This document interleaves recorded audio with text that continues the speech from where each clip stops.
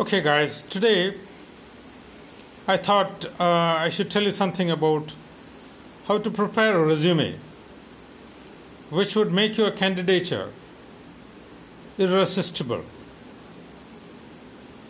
and impossible to reject. You may wonder what is the big deal in resume writing which would make your candidature impossible to reject. Please note, in good companies for good jobs, obviously there will be thousands of resumes competing for the attention of the HR department. So if there is a preliminary screening at the resume stage, only those resumes which stand out would obviously make it to the next level, that is the interview call level. Now, how to make a resume which would stand out is our fundamental question.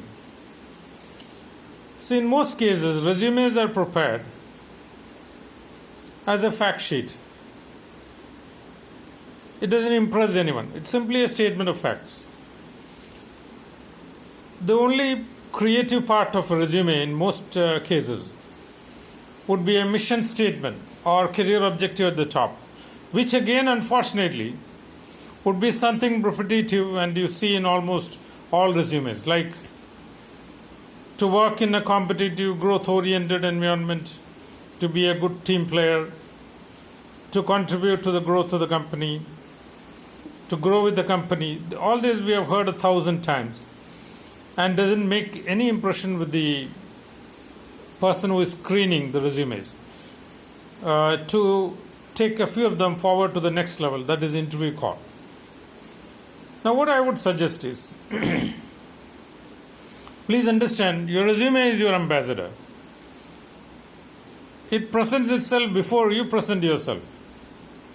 So it must make hell of an impression. Almost as important as the impression that you intend to make when you make a personal appearance before the interview board. So how do you make this resume so impressive? The answer is simple. Use modern strategies and creative techniques to make it absolutely irresistible. For example, a SWOT analysis right at the top of the resume would help understand your personality right at the outset. As you know, a SWOT, S-W-O-T, analysis stands for strength, S for strength, W for weakness, O for opportunities, and T for threats. One must clearly highlight the inherent strengths within. And one must also clearly reveal the weakness which may not be too damaging to prevent them from calling you for the interview. For example, for an accountant's job, the greatest strength would be your due diligence and attention to detail. For example, for an accountant's job, if you mention your strength is attention to detail, that is, see if there is 10 rupee which is not tallying at the end of the day, the shortcut is to simply take 10 rupee out of your purse, keep it in the cash box, and that's it. But then that's not the way, that's not expected from an accountant with due diligence. He would spend hours and hours tracing that 10 rupees. How did that 10 rupee go missing? And find the reason for the difference between the sides and actually correct it rather than put 10 rupees from the pocket. So companies are not looking for accountants who would actually pull out 10 rupees from their purse and tally the statement. That's not what is expected from an accountant. Okay? So you mentioned in your strength clearly due diligence and attention to fine detail. Now in the weakness column for an accountant's job, it's okay if you say you are sentimental or emotional.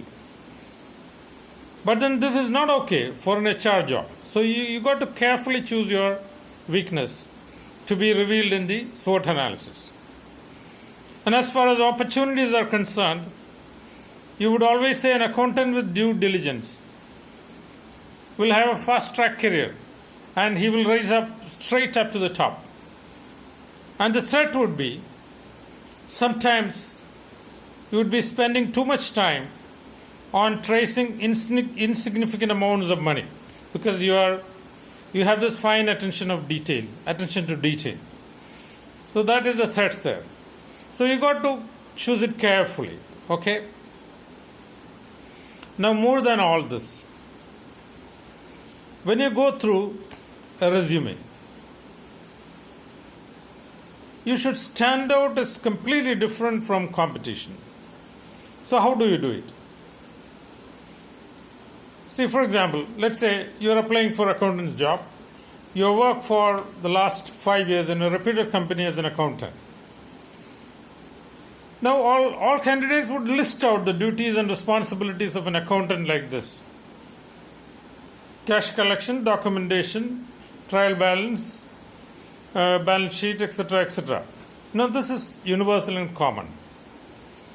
Now, if you want to stand out in this group, you may add something which is unique to you. In management terms, it's called unique selling proposition. To succeed anywhere, to stand out amongst competition, you need to have a USP, unique selling proposition, which is something which you have and the competition does not have. So what is USP for an accountant?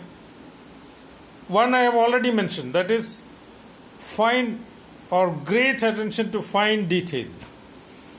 That's obviously a USP and a required USP for an accountant. Now, I would give a much stronger USP. See, I believe in rather than sticking on to accounting packages of the past or conventional accounting packages, I believe in moving on with the latest. I would like to move on from the conventional versions of Tally to the Tally ERP version. And tomorrow there is a Tally AI, artificial intelligence version. I'd be more than happy to move on. I believe that accounting is not a stagnant, traditional, conventional profession and practice. I believe that accounting can also move along with the latest technology, incorporate the latest in IT, in accounting field. So I believe accounting should be progressive and incorporating the latest technology. Now, this statement would make you stand out head and shoulders above the rest and more or less make sure of your selection.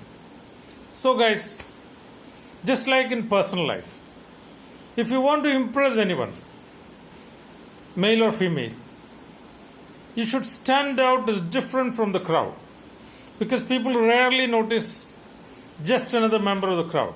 You should stand out. Similarly, in an interview, if you want to get selected, you should stand out as different from the crowd. Positively different, not negatively. And of course, if you want to make an impression with your resume, make sure that you move on to the next level, that is interview call. Make sure that your resume stands out as entirely different from the rest. Thank you very much.